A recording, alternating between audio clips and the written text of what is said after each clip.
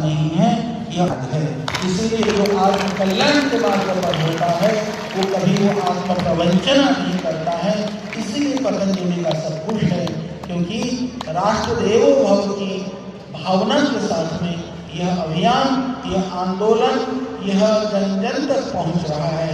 और प्रतिदिन सजय स्वामी देव गोस्वामी जी महाराज उठ करके ओम राष्ट्राय स्वाहा इदम राष्ट्राय जन्मम, ये राष्ट्राय स्वाहा वेद का मंत्र नहीं है।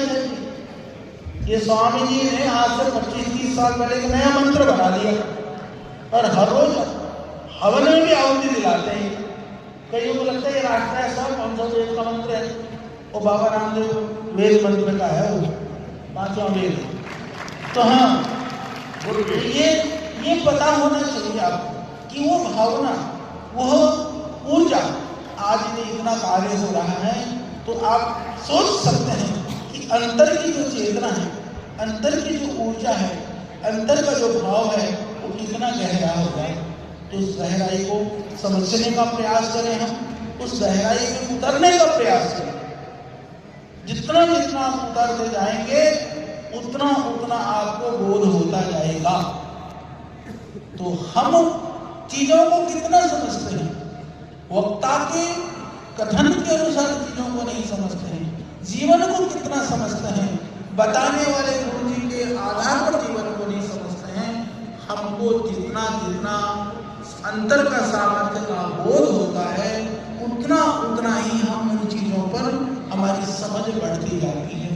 तो जितनी समझ बढ़ेगी उतना ही और आपको उस रहस्य का बोध होने से गौरव का भाव जागृत होगा। आपको लगेगा सच में जिस मार्ग का हमने आलम्बन किया था, जिस गुरु के सानिध्य को हमने पाया था, जिस विधा से हम जुड़े थे, दुनिया में जगत में इससे बढ़कर के कुछ नहीं। जीवन के कल्याण के लिए भी इससे बेहतर और कोई उपाय हो सकता नहीं। तो यह भाव अपने अंदर लेकर के पूरी ऊर्जा के साथ में, पूरी ताकत के साथ में, दृढ़ता के साथ में, निरंतरता के साथ में आप आगे बढ़ते रहें। आलस्य प्रमाद थकान कभी ना आने पाए, क्योंकि कभी कभी हम अच्छे कार्य की ओर उदासीन हो जाते हैं, कभी कभी हम अच्छे कार्य की ओर प्रमाद कर जाते हैं, तो आसुरी शक्तियां प्रबल होने लगती हैं। तो आपके अच्छे कर्म ही आसुरी शक्तियों को दमन का काम करेगा।